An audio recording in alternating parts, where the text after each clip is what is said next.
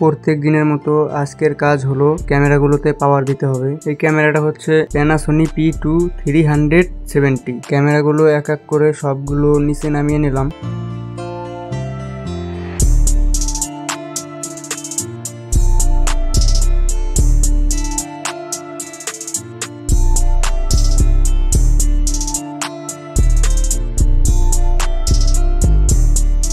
এইগুলা হচ্ছে ব্যাটারিগুলো সব এক এক করে লাগিয়ে নিলাম।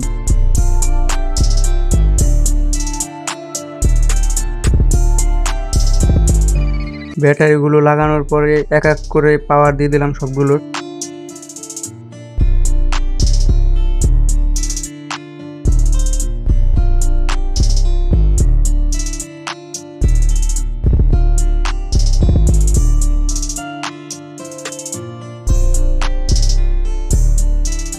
এইভাবে 10 থেকে 15 মিনিট রাখতে হবে।